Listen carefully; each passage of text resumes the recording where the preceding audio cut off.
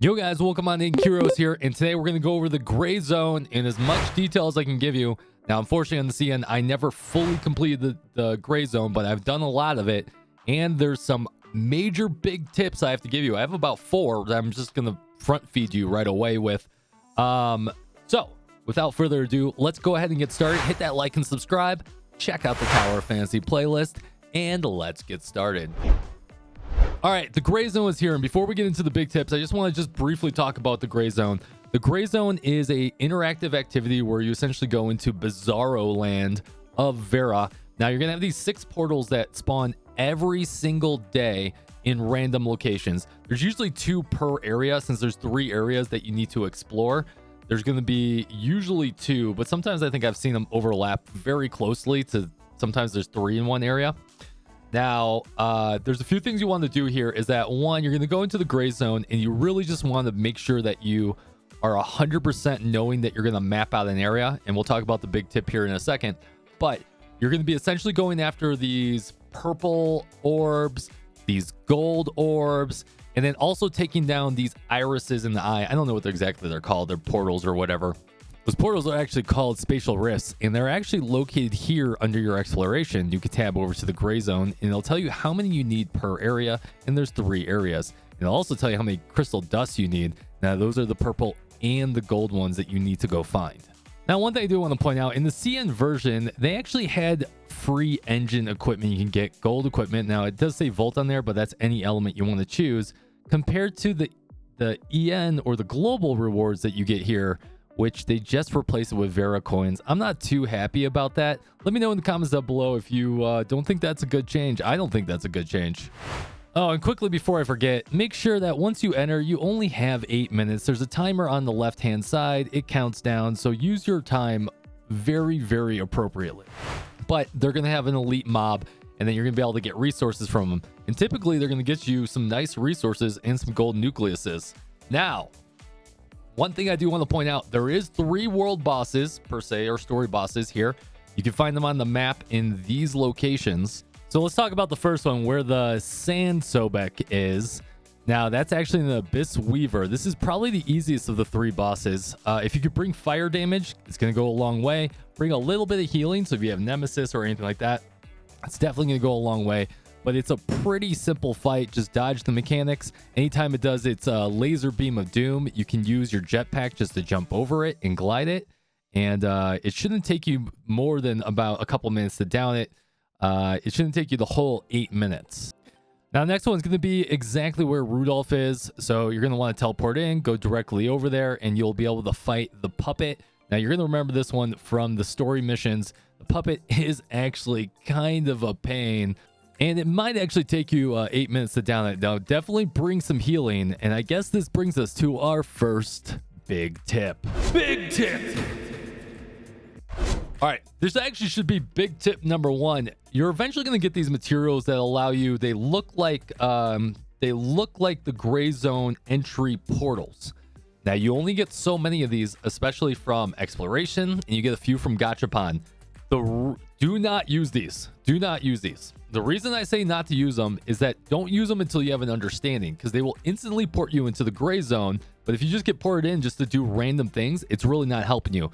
What they're designed to do is that once you find where all the world bosses are, and we know where all 3 technically are, you're going to use it to essentially start where that boss is, because at least in the CN, it could take you, as close to 8 minutes as possible to take one of them down.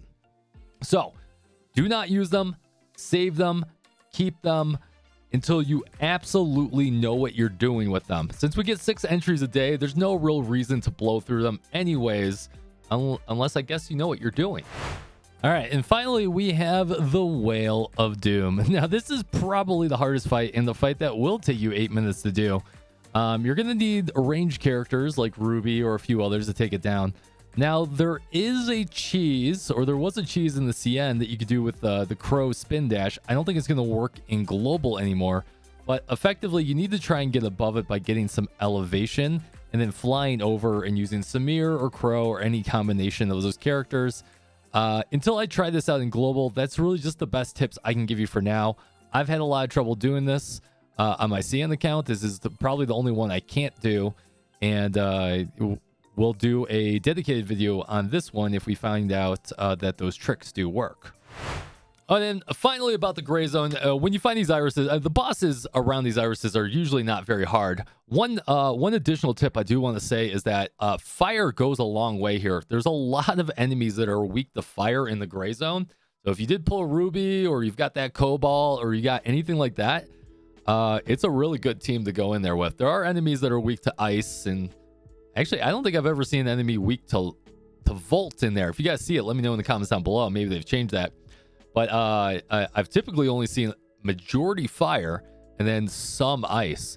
So those are, you know, once you get your sakis and you have your rubies, like, you're going to go in there and you're going to do some good damage. Big tip. And the other thing I do want to point out is that there are, in the CN version, there was 8 nucleuses. Now, 3 I know come from bosses. 1 of them comes all the way from down south inside of one of these quicksand areas.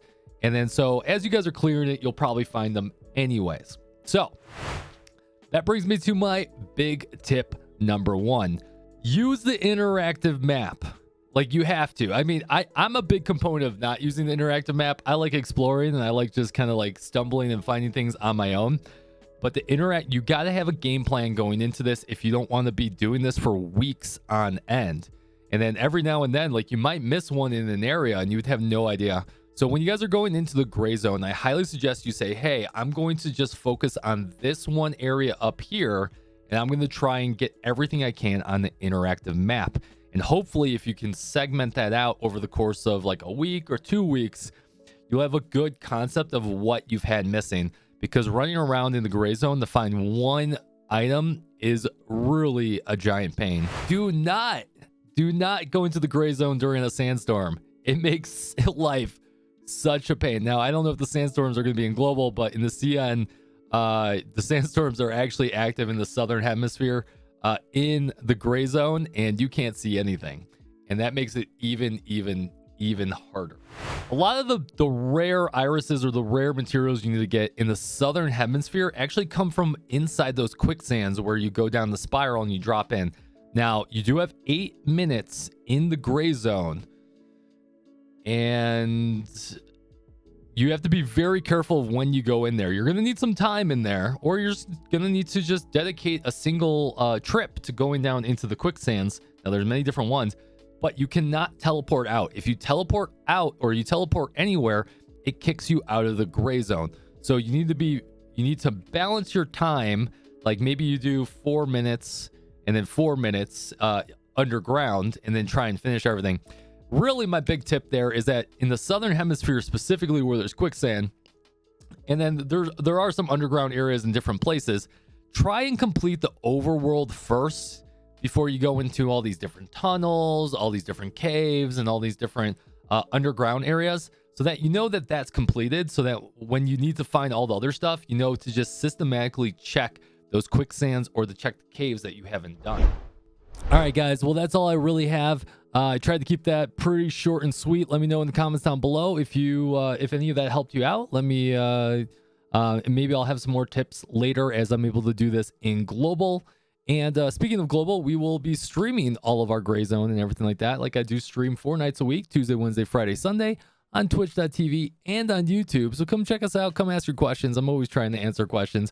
I do appreciate you guys for sticking around this long. If you guys can, once again, hit that like and subscribe. I'll see you out there, and fist bump from me to you.